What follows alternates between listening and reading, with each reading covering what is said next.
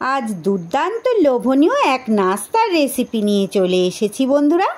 আটা বা ময়দার সাথে আলু দিয়ে খুব সহজ পদ্ধতিতে ভীষণই লোভনীয় এই নাস্তার রেসিপি। নমস্কার বন্ধুরা, রূপা সিম্পল অ্যান্ড ডেলি লাইফে আপনাদের সবাইকে অনেক অনেক স্বাগত। খুব কম সময়ে সকাল বা বিকালের জন্য তৈরি করে ফেলতে পারেন এই নাস্তাটি। প্লিজ বন্ধুরা একটা লাইক দিয়ে ভিডিওটা দেখা শুরু করুন। ভিডিও শেষে একটা ছোট্ট কমেন্টের মাধ্যমে জানিয়ে যাবেন আজকের রেসিপি কেমন লাগলো। যেসব বন্ধুরা আজ নতুন এসেছেন প্লিজ আমার চ্যানেলটা সাবস্ক্রাইব করে আমার পাশে থাকুন। পাশে থাকা বেল আইকনটা ক্লিক করে রাখুন যাতে যে কোনো নতুন ভিডিও আপলোড করলেই আপনারা সাথে সাথে দেখে নিতে পারেন।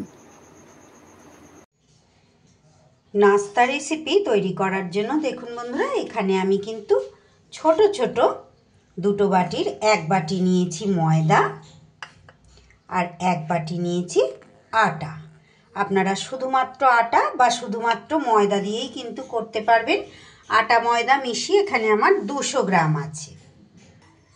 এইবার এই আটা ময়দার মধ্যে বেশ কয়েকটা উপকরণ আমি মিশিয়ে নেব। হাতের কাছে থাকায় কয়েকটা উপকরণ আমি দিয়ে দেব। এখানে নিয়ে নিয়েছি দুটো মাঝারি সাইজের সিদ্ধ করা আলু। আলুটা আমি এইভাবে চটকে নেব। দুটো আলু কিন্তু আমি চটকে দিয়ে দিয়েছি। এইবার দিয়ে দেব একটা মাঝারি সাইজের পেঁয়াজকে বেরেস্তা করে রেখেছিলাম, সেই বেরেস্তাটা দিয়ে দিলাম। খুব চটজলদি হয়ে যাবে বন্ধুরা, কোনো বেলাবেলি পুর ভরার ঝামেলা ছাড়াই। এইবার দিয়ে দেব পরিমাণ মতো নুন।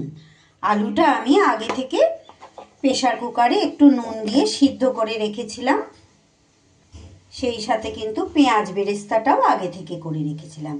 এখানে দিয়ে দিচ্ছি আমার স্বাদ অনুযায়ী চিলি ফ্লেক্স।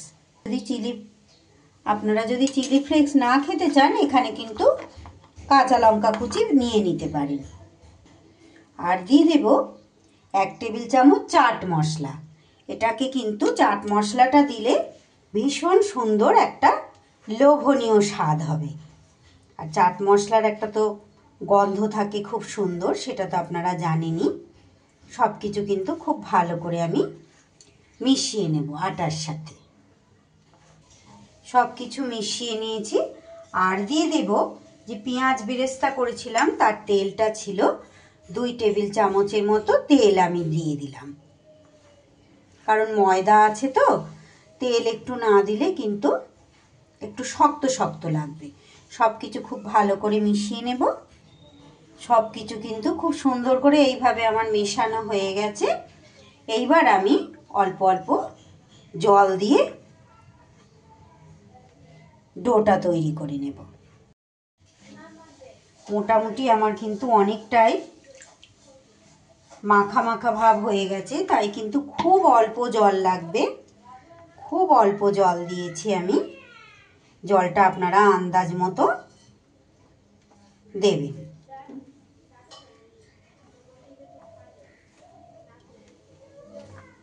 যে কোনো ছুটির দিনে বা টিফিন টাইমে একঘেয়ে রুটি পরোটা তো আমাদের খেতে ভালো লাগে না, বা বাচ্চাদের টিফিন দেওয়ার ঝামেলাটা তো একটা থাকেই। এইভাবে দিলে কিন্তু বাচ্চারাও খেয়ে নেবে আর ভীষণই একদম লোভনীয় একটা টিফিন বা নাস্তার রেসিপি।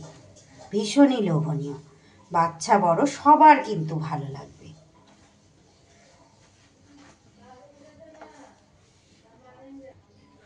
খুব সুন্দর করে কিন্তু আমার ডোটা মাখানো হয়ে গেছে। খুব শক্ত হয়নি আবার খুব নরমও হয়নি। এইবার আমি করব কি, ছোট ছোট আকারে এইভাবে বল বল বের করে নেব। এইভাবে সবগুলো কিন্তু আমি নেচে কেটে নিয়েছি।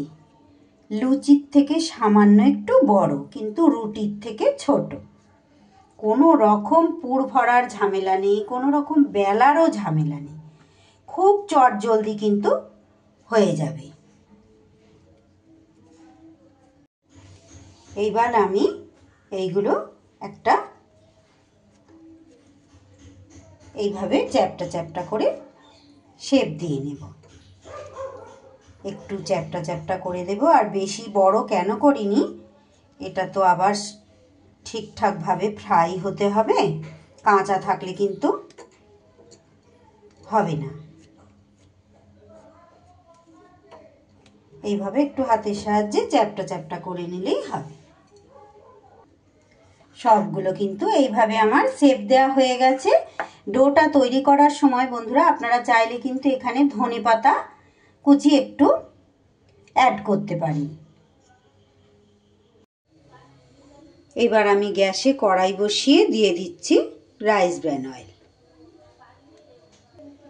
তেল গরম হলে এবার এগুলো এক এক করে আমি ভেজে নেব।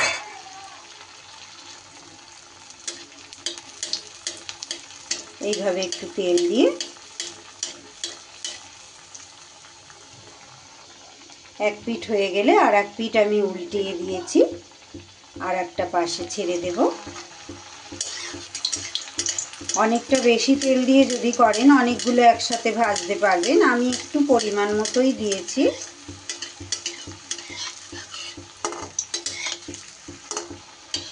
এটা উল্টিয়ে দিয়ে পাশে আর একটা দিয়ে দেব। এইভাবে এক এক করে সবগুলো আমি কিন্তু ভেজে নিই। এইভাবে কিন্তু সবগুলোই আমার এক এক করে ভাজা হয়ে গেল।